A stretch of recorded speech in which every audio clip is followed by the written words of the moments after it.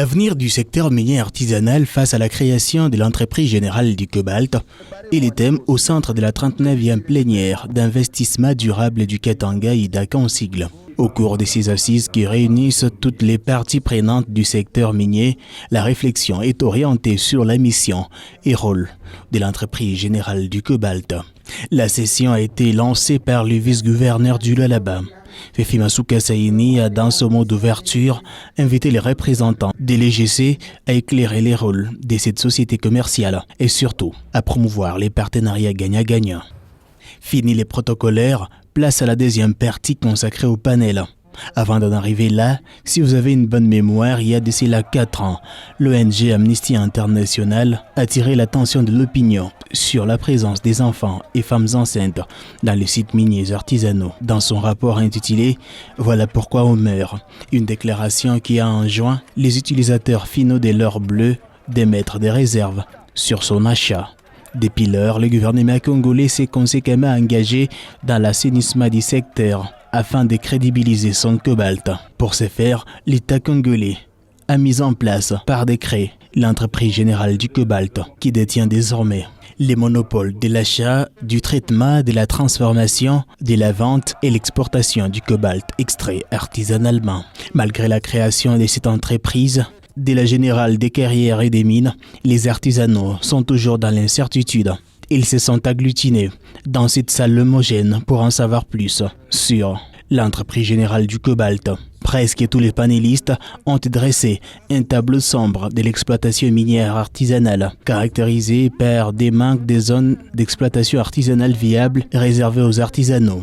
Pour eux, les creuseurs se retrouvent seuls contre tous. C'est le tour pour l'entreprise générale du cobalt de dissiper toutes les méfiances des creuseurs. Le directeur général adjoint de cette société, Élisée Kazadi, a dans son discours rencontré les préoccupations de l'assistance. EGC a été créé pour renforcer la position stratégique de la RDC sur le marché mondial des substances stratégiques, notamment le cobalt. On l'a dit ici, des risques d'embargo, mais aussi il faut dire aujourd'hui que la RDC n'a aucune marge de manœuvre sur le marché international alors qu'elle détient les plus grandes réserves. Nous savons aujourd'hui que tout le cobalt qui sort de la RDC n'est pas cobalt de la RDC parce que c'est le cobalt qui appartient à des industriels qui payent les taxes et le cobalt leur appartient, ils vendent comme ils veulent. Cette entreprise commerciale qui appartient à 95% à la Chicamide a vu les jours avec des objectifs bien définis. Une obligation d'améliorer les revenus, d'améliorer les conditions de travail.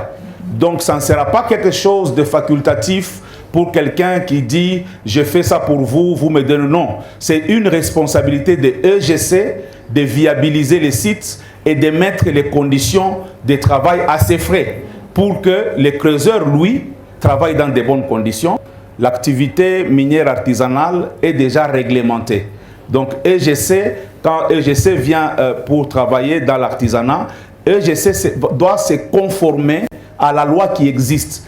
Dans son exposé magistral, le directeur général adjoint de l'EGC a même rencontré les inquiétudes des entités de traitement, tout en les rassurant que leur entreprise ne vient pas les combattre, plutôt un allié de taille. Et les coopératives, qui sont nos partenaires? Les coopératives ne sont pas nos adversaires, ce sont nos partenaires. Avec la responsabilité de rassurer la réputation du cobalt sur l'échiquier international, EGC veut aussi répondre aux cris légitimes des creuseurs, même en période des vaches maigres. Il y a un accompagnement social du creuseur, de sorte que le creuseur qui est fiabilisé à EGC va avoir même le droit des soins médicaux, comme tous les autres travailleurs qui ont le droit, avec sa famille, d'aller dans un centre médical. Il y a une assurance médicale. Dans son intervention, Élisée Kazadi a indiqué que EGC déploiera aussi ses ailes, même dans les sociales. Notre modèle financier actuel montre qu'au bout de 3 ans, nous pouvons disponibiliser 114 millions de dollars pour les communautés locales.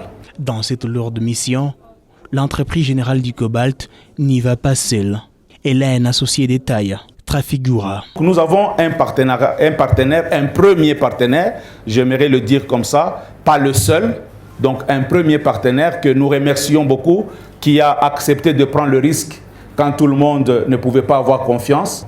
Même à l'heure du débat, Élisée Kazadik, qui représentait l'entreprise générale du cobalt, a élagué toutes les zones d'ombre qui planaient dans le chef des Crézeurs.